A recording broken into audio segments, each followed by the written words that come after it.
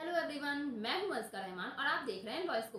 तो आज के इस वीडियो में हम section 11 of transfer of property act 1882 को देखेंगे, जो कि restriction repugnant to interest created की बात करता है। अब restriction repugnant to interest created का मतलब क्या होता है?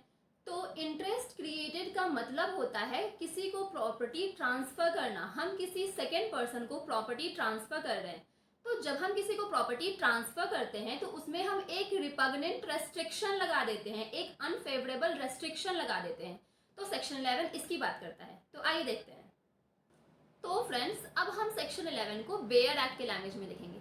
बेयर एक्ट के लैंग्वेज को समझना थोड़ा मुश्किल तो होगा, बट इसे ईजी बनाने के लिए हम इसे छोटे छोटे पार्ट्स में डिवाइड करेंगे, जिससे कि आपको ये काफ़ी ईजिली समझ आएगा। अब सेक्शन 11 यह कहता है कि where on a transfer of property and interest therein is created absolutely in favour of any person.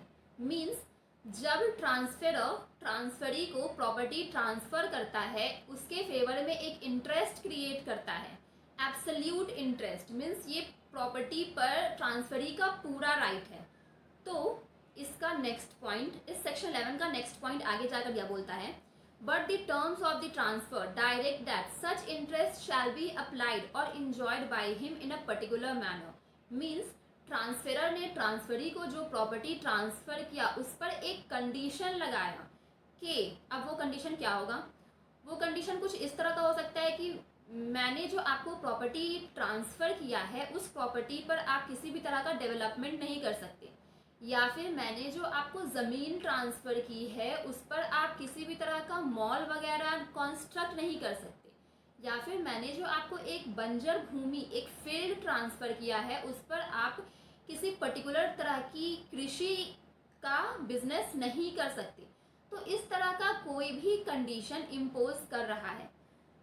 तो आगे जाकर सेक्शन 11 यह बोलता है कि he shall be entitled to receive and dispose of such interest as if there were no such direction. यहाँ पर he का मतलब होता है ट्रांसफरी।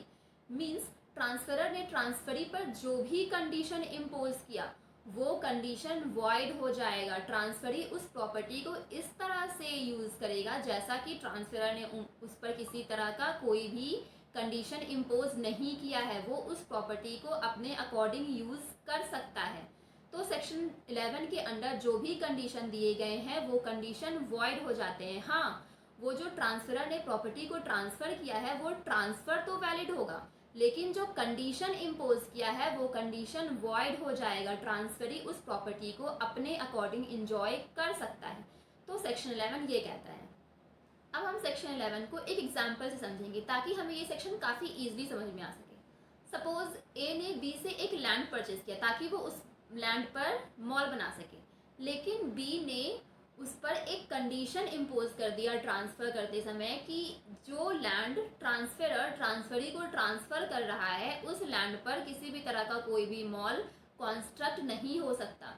तो ये जो कंडीशन लगाया गया है ये कंडीशन वॉइड हो जाएगा, क्योंकि जिस पर्पज़ से ए ने बी से वो लैंड खरीदा था वो पर्पस ही फुलफिल नहीं हो पाएगा। तो ए का जो वो प्रॉपर्टी खरीदना था वो उस प्रॉपर्टी को क्यों खरीदेगा? तो इसीलिए ये जो कंडीशन है ये कंडीशन वॉइड हो जाएगा, लेकिन ये ट्रांसफ़र वैलिड रहेगा। तो ए अपने अकॉर्डिंग उस प्रॉपर्टी पर मॉल कॉन्स्ट्रक्ट कर सकता है बी के लगाए हुए कंडीशन को इग्नोर करते हुए। यहाँ पर बी का कंडीशन पूरी तरह से वॉइड हो जाएगा। तो ये था सेक्शन 11।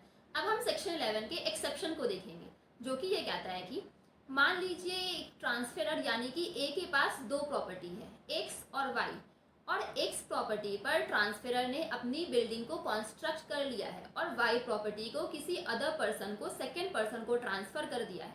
लेकिन ट्रांसफ़र करते समय ट्रांसफरर ने ट्रांसफरी पर यह कंडीशन इम्पोज किया है कि जब आप इस प्रॉपर्टी पर अपनी कोई भी बिल्डिंग कॉन्स्ट्रक्ट करोगे तो इसके एक इस साइड पर, यानी कि एक पर्टिकुलर साइड पर जहाँ पर मेरी ये बिल्डिंग खड़ी है, इस साइड पर आप किसी भी तरह का डोर या विंडो ओपन नहीं कर सकते, क्योंकि इससे मेरे बेनिफिशियल इंजॉयमेंट का उल्लंघन हो जाएगा।